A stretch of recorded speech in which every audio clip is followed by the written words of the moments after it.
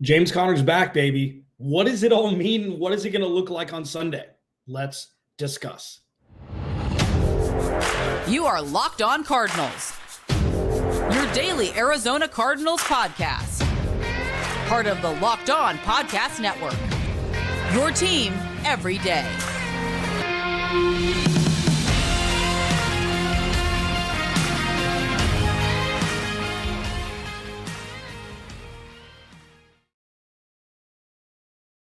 Alex Clancy here. Follow me on Twitter at Clancy's Corner. Follow the podcast at Locked On AZ Cards. Thank you for making Locked On Cardinals your first listen each and every day, free wherever you get your podcast and on YouTube. Please go to the YouTube channel. Search Locked On Arizona Cardinals. Hit the subscribe button. Turn notifications on. It's just ramp it up, baby. This is going to get better and better. It's been a fun season full of, as I call them, abstract storylines, future pacing storylines. And now it's going to come crashing down into real life application as we currently sit, and not necessarily just looking at 2024. With Kyler Murray activated from the PUP list, James Conner activated off the IR. We'll see if he plays on Sunday. All reports out there are he's healthy. He probably could have gone last week, but he had to sit out those 4 games, and now he's ready to rock. So the Cardinals are going to be at the fullest of strength that they've been since Kyler Murray tore his ACL last season. They've got a couple offensive linemen out, but pretty much, and Zach Ertz obviously is out, but what we're going to see on Sunday, and hopefully for the rest of the games this season, is what this offense, at as close to full strength as an offense can be through 10 weeks, we're going to see what the Cardinals have in-house already. And I'll discuss what the offense is going to look like in the next segment. The expectations for this offense and defense in Week 10 will round out the show. But let's discuss James Conner.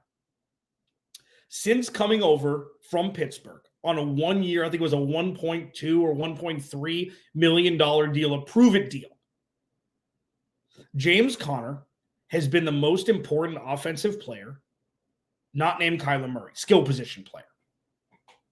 More than DeAndre Hopkins, more than Zach Ertz when he was healthy, more than Hollywood Brown since he's been here, more than anybody else. The offense has run through James Conner to a fault up until this point. And it's resulted in him getting injured the last 3 seasons. And while his usage in Pittsburgh didn't lend to him being able to withstand a full season, I call it, and for everydayers, this is what I call it, being Arian fostered, where you get running to the ground for a couple of years and then you're never the same again. James Conner has been the most important offensive player not named Kyler Murray since he came over. When he got hurt, that was much more important to the offense and the flow in 2021 than when DeAndre Hopkins got hurt. Everything ran through James Conner. He had almost 20 touchdowns. He was the belle of the ball. And since then, off the field, he's become an offensive leader for this team. And I mentioned multiple times when Kyler Murray was out, this is James Conner's offense. It's his offense where he's the leader. He's the vocal leader. He's the inspirational, emotional leader. And he's the most important player on the field because he was getting the ball all the time. And I'm hoping that in the next season or so, he will be able to take a lesser role. There's a bunch of great running backs coming out in 2024. And depending on what the Cardinals do with their draft capital, the first 2 first-round picks that they have now, that could expound if they do decide to keep Kyler Murray and maybe trade back from the spot they have for somebody who wants to move up and take a quarterback, depending on where the Cardinals finish at the end of the season. There's going to be running backs out there. And I think this is the perfect time in James Conner's career, and I've stated this a lot, for him to move into that LeGarrette Blount role, where he touches the ball 40% of the time, 35% of the time, but it's all him inside the 10, short yardage, where they need first downs, and being able to extend his career and have him remain an Arizona Cardinal. Because, listen, I'm hoping that when James Conner retires, people are going to be like, oh, yeah, I forgot he played in Pittsburgh.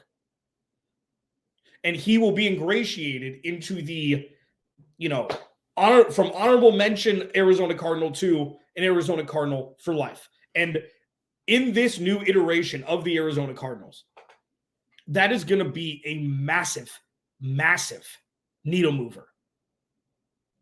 The Cardinals used to be, under the last regime, a transplant team, bringing in veteran talent from other places because they couldn't draft their own. And it's very hard to build a culture when that is the SOP for staffing a roster. So now with Monty Ossenfort, Jonathan Gannon, so far, the 2023 draft class, top to bottom, may be a top 5 draft class in the history of the Arizona Cardinals.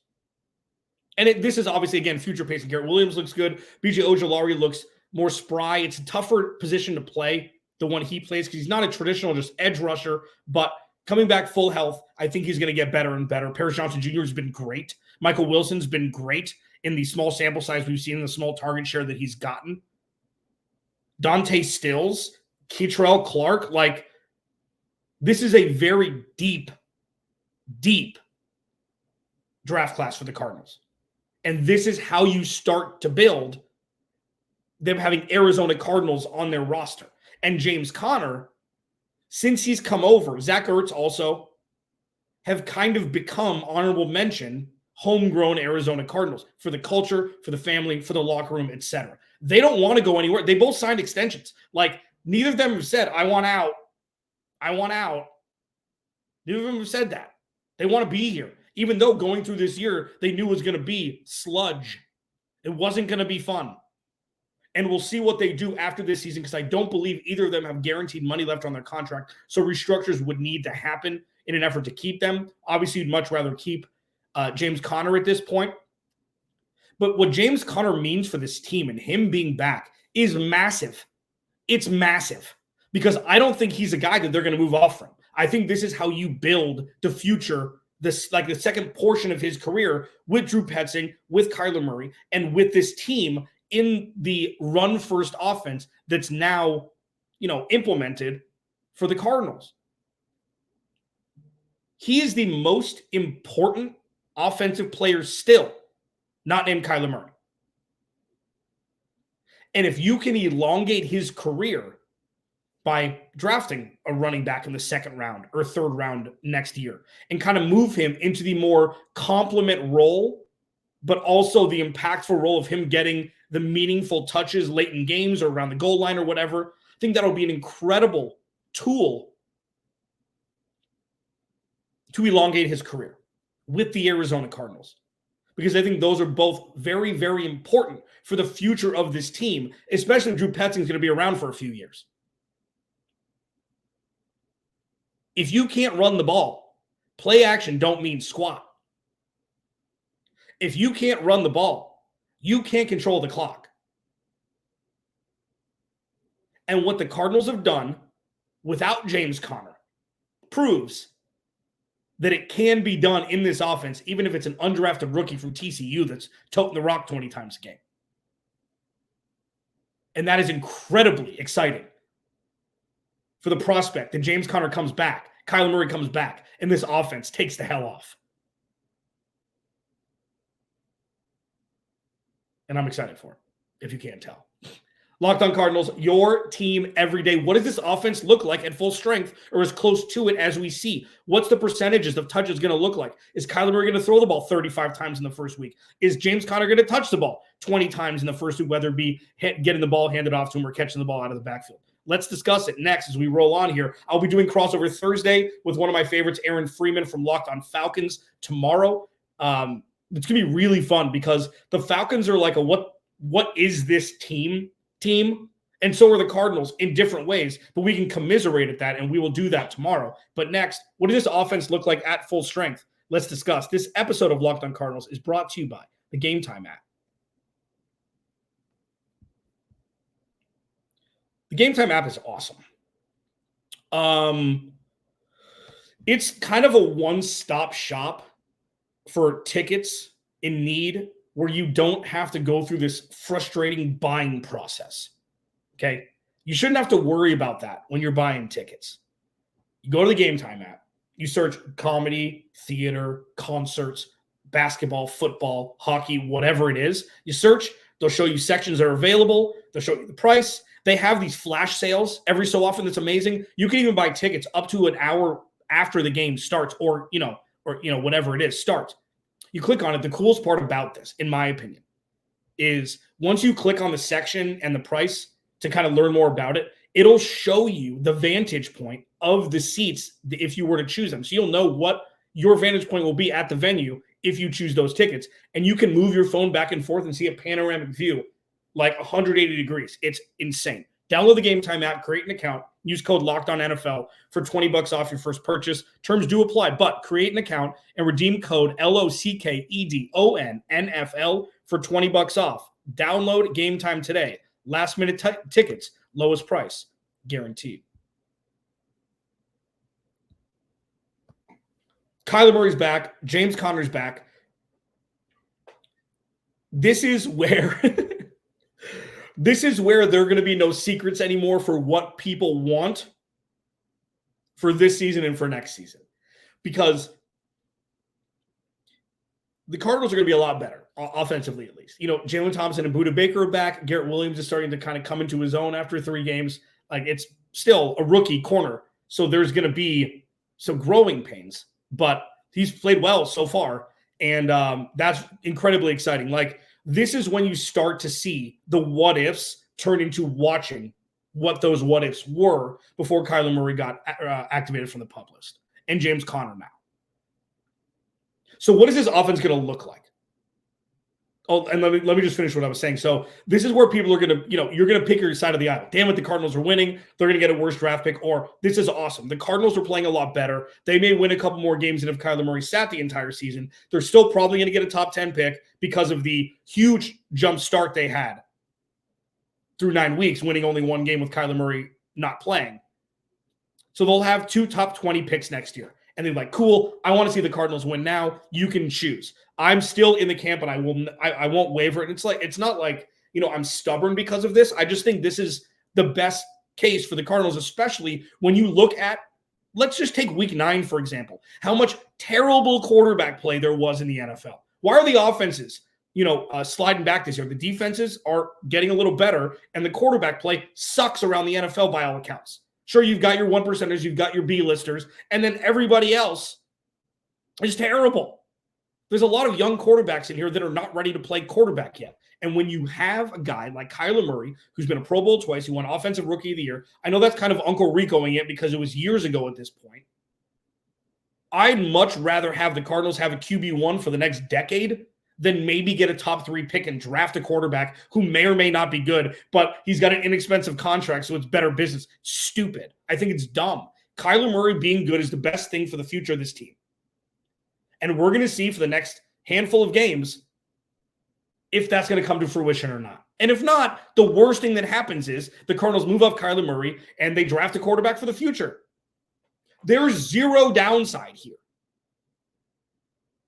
But I still think the much better scenario for the Cardinals if Kyler Murray's great, which I think he will be, or ramp up to that and be ready for 2024, fully healthy, new offense, an infusion of talent this offseason on both sides of the ball and in the draft.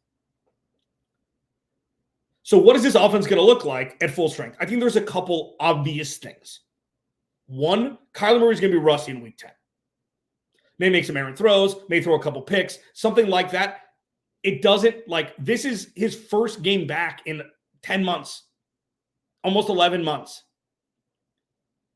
So the Kyler Murray haters, this is going to be confirmation bias. The Kyler Murray lovers, it's going to be confirmation bias that he's rusty and it doesn't matter. People have already decided. The only thing that Kyler Murray can do is just come out and ball. And I don't understand why Kyler Murray's such a polarizing character still. Sure, he's not loud. Sure, he's quiet and he likes to kind of do his own thing. He's really ingratiated himself this offseason on the field, social media, and not look at me social media, but just giving a little bit more introspection into his life.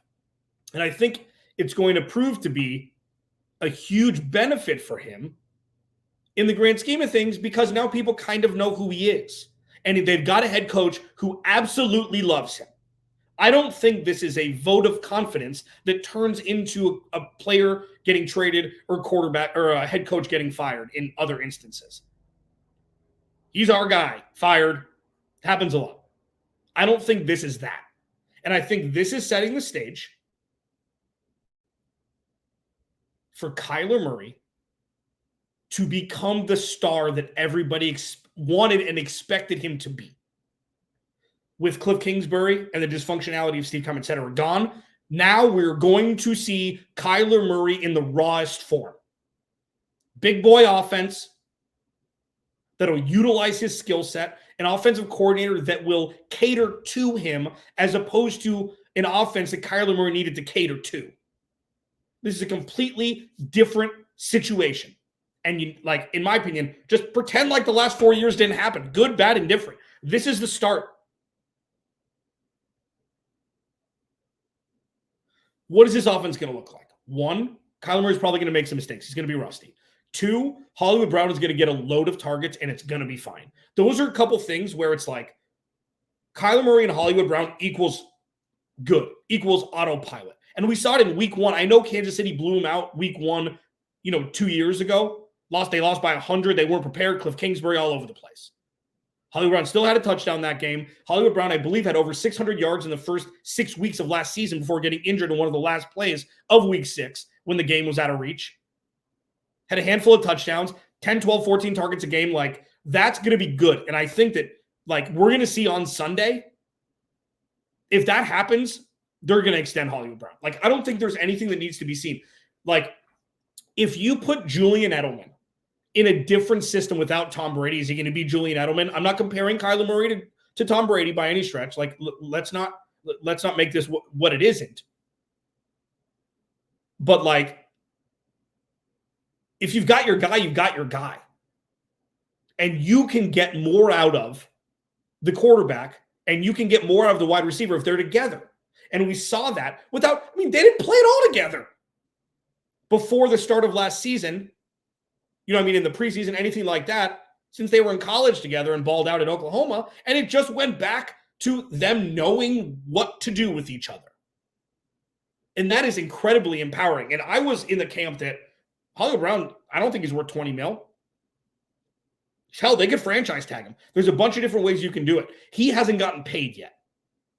He was a mid to late first round pick, so he wasn't a top 10 guy, didn't get a boatload of cheese. But with this, it's going to be, and the one tough thing about Hollywood Brown is he shares an agent with DK Metcalf, AJ Brown, and Deebo Samuel, all of whom got their bag, a big one. And he's not at the level of those guys, but with him and Kyler Murray, he could be, depending on the offensive scheme and the other skill position players around him. So that's going to be fascinating. But I think that is a set and forget. 8 catches, 80 yards, touchdown. Like, I think that is a set and forget. He's going to lean on him more because he hasn't played in a while.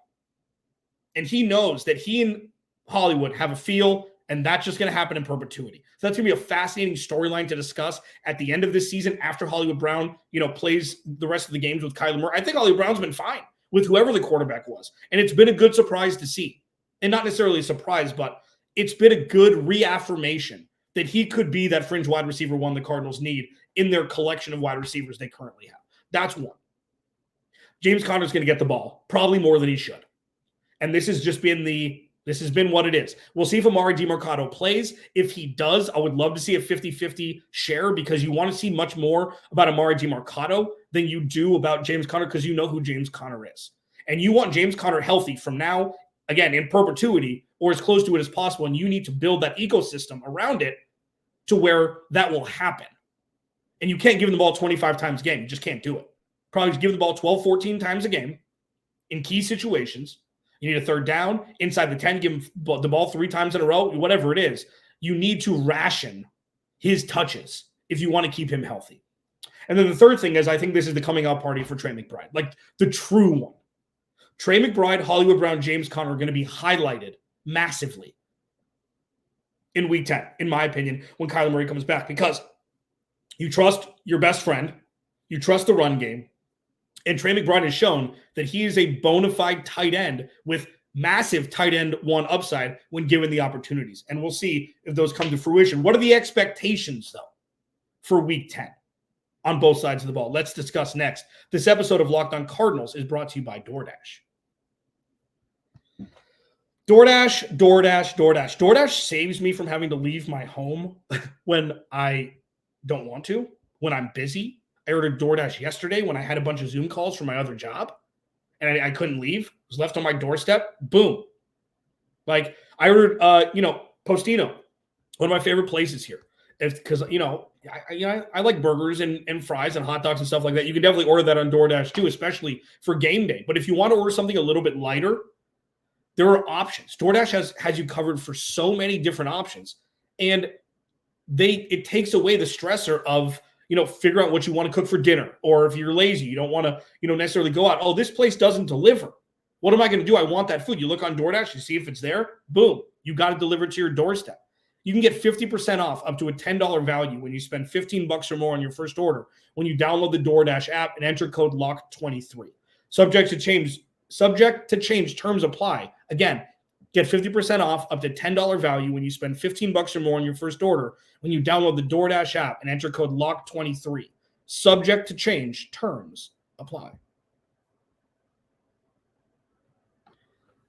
Locked On Cardinals, your team every day.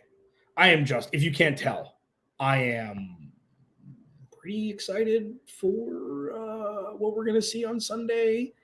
And we don't really know what it's going to look like, but I think we know that it's going to be better than what we've seen up until this point, and that is exciting.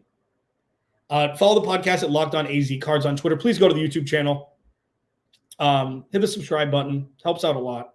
I do enjoy every day. Thanks for being here. Without you, this is not possible. And I am eternally grateful for that. Even though I like to argue with people in the comments and stuff, it's all out of love of sports and conversation, etc. So thank you, truly, from the bottom of my heart. I am so lucky to be doing this. And I was lucky enough to do sports radio for 12 years in Phoenix, and pivoting away from that just to focus on the podcast since 2017. It's been incredible. So thank you. And these next 2 years are going to be wild. The Cardinals will have that national notoriety that, comes with the first round pick of, top 5, but could be that San Francisco 49ers thing where it's you draft second and then you're in the Super Bowl the next year. Like that's the turnaround that could happen here if you trust in Monty Osborne, Jonathan Gannon, Kyler Murray, etc. What are the expectations for Week 10? And again, I'm going to talk to Aaron Freeman from Locked On Falcons, one of my favorites here on the Locked On NFL portion of the Locked On Podcast Network. It's going to be a fascinating matchup. But what are the expectations? Tempered, even though this is going to be a better product. I think that's pretty obvious. This is going to be the healthiest the Cardinals have been since Kyler Murray got hurt last year. James Conner coming back is serendipitous with when Kyler Murray comes back. Trey McBride's really coming into his own. Michael Wilson hopefully will play. Rondale Moore, they've been kind of forcing the issue with him because nothing else has really been working offensively. We'll see if Kyler Murray coming back unlocks that. But I think the expectations are just to be competitive, like it's been the last handful of weeks, this entire season, really. Until, the 3/4 of the Baltimore game, until the Cardinals had that weird comeback. And then last week against Cleveland, which was a total Travis Sham mockery. Be competitive and potentially win. I think those are the expectations. Like, the expectations are Kyler Murray's coming back, the Cardinals must win or this is a failure. There isn't this inherent built-in clause for 2023 is the Cardinals lose. Oh, darn it. But shucks. That's actually not that bad for this future of the team. So the Cardinals can play with reckless abandon, controlled reckless abandon, but can really start to play through, think of this as the rest of the 2023 season being the preseason for 2024. That's pretty much what it is. I tweeted out, I talked yesterday on the podcast. If you didn't listen to it, it was a fascinating conversation I had with, myself that